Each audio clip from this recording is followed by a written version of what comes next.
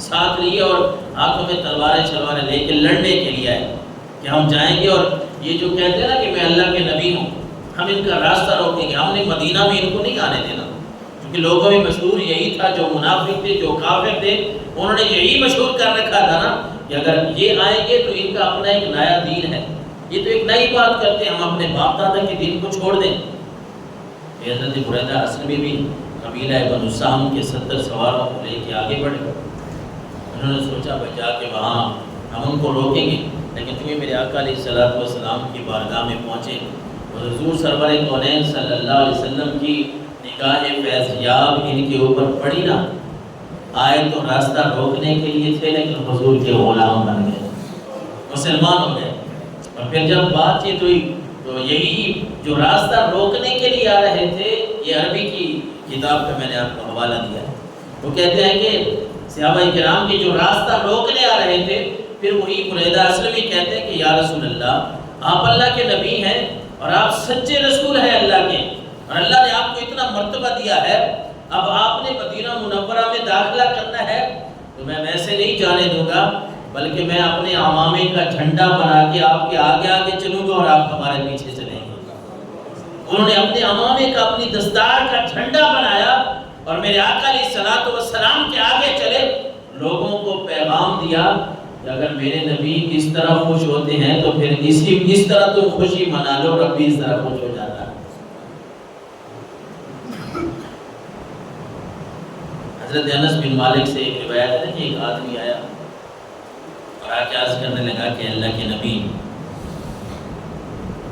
قیامت کب آئے گی؟ قیامت، یہ محبت رسول کی بات ہے نا،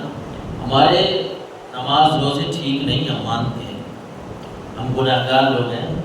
ہم پوری نمازیں ہماری نہیں ہیں، پڑھتے بھی ہیں تو پتہ نہیں وہ قبول کیسے ہوتی ہیں، ٹوٹی پھوٹی نمازیں اور عبادات ہیں۔ یہ سیاست کی ایک روایت ہے، ایک حدیث مبارکہ کا حکم ہے، آپ سنیں تو آپ کو پتہ چلے گا۔ یعنی لوگ یہ آپ کو کہتے ہیں نا کہ آپ یار نمازیں نہیں پڑھتے، محبت رسول کے ویسے دعوے کیے جا رہے ہو، نماز پڑھنی چاہیے، میں اس بات کی نفی نہیں، میں کون ہوتا ہوں، کوئی بھی نہیں کرتا، نماز تو فرض ہے، وہ پڑھیں، حج فرض ہے، زکوٰۃ فرض ہے، روزہ فرض ہے، وہ تو ضرور کرنے ہیں، لیکن ان کے ساتھ ساتھ اگر صرف نماز روزے پہ لگے رہے اور محبت رسول دل میں نہ ہوئی اور کل کو اللہ کے نبی صلی اللہ علیہ وسلم نے آپ کو رد کر دیا تو پھر کیا بنے گا؟ ہم کہتے ہیں نماز روزہ جو ہے نا وہ اس طرح کو ہو جس طرح صحابی سے اللہ کے نبی نے فرمایا، صحابی نے عرض کیا یا رسول اللہ قیامت کب آئے گی؟ اللہ کے نبی صلی اللہ علیہ وسلم نے فرمایا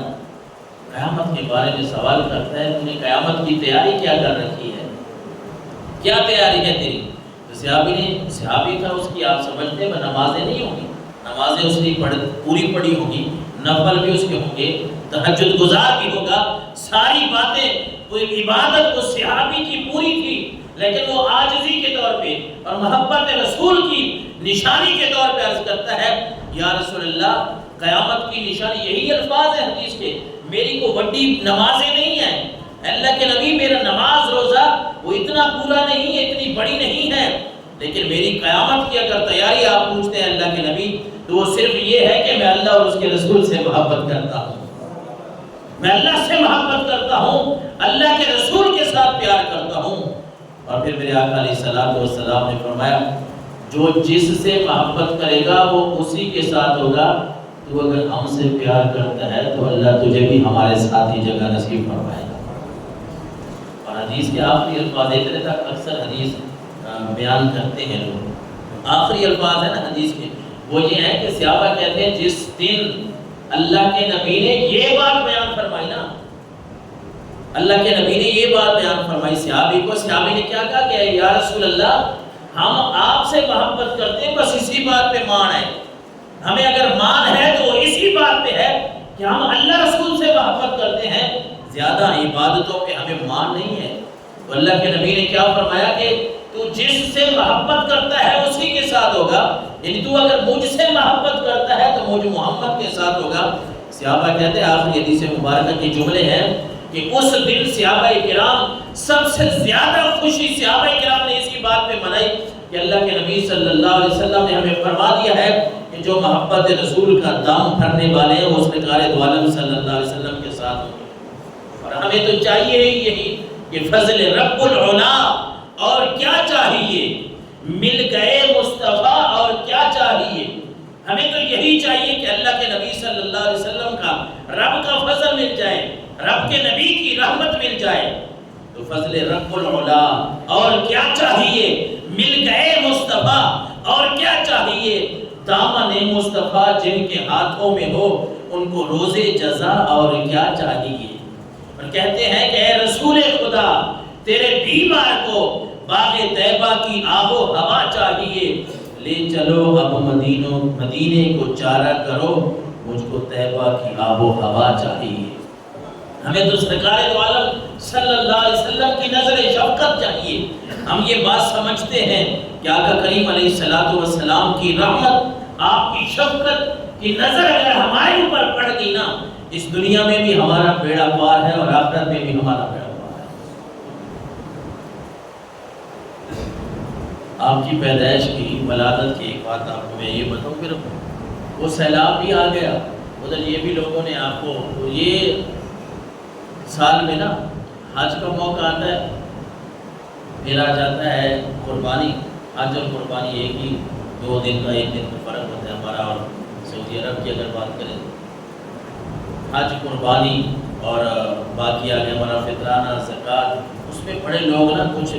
نکل آتے ہیں، جس طرح آج کل بھی وہ پوسٹیں چل رہی ہیں کہ لو جی یہ آپ یہاں پیسہ کیوں ڈال رہے ہیں، یہاں پیسہ، آپ حج پہ پیسہ استعمال نہ کریں۔ اچھا کوئی پوسٹیں کر دیتے ہیں مسجدوں میں اتنی قالینیں نہ بچھائیں، اتنی سونا نہ بنائیں، آپ غریبوں میں پیسہ تقسیم کریں، آپ حج پہ نہ جائیں، آپ غریبوں میں پیسہ تقسیم کریں، آپ قربانی مہنگی نہ کریں، آپ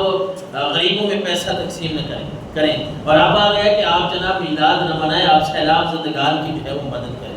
ہم تو اس بات پہ یقین رکھتے ہیں، ایمان رکھتے ہیں، پہلے دن سے کہہ رہے ہیں کہ سیلاب زدگان کی آپ مدد ضرور کریں، لیکن اس کا یہ مطلب نہیں ہے کہ آپ میلاد کو چھوڑ دیں۔ آپ تھوڑا منا لینا، کوئی فرض واجب تو اس طرح نہیں ہے کہ آپ نے دیگیں چڑھانی ہے، آپ نے اپنا نام روشن کرنا ہے، نہیں، میلاد کو چھوڑنا نہیں ہے۔ آپ سارا پیسہ جو ہے وہ سیلاب زدگان کو دے دیں۔ اللہ کے نبی کو کوئی پیسوں کی ضرورت نہیں ہے، رب کے نبی یہ دیکھتے ہیں کہ میرے اوپر درود پڑھنے والے کیسے درود پڑھ لیتے ہیں، وہ محفل میں بیٹھ کے میرا تذکرہ کیسے کرنے والے ہیں، کیونکہ ہم اس نبی کی ولادت کی بات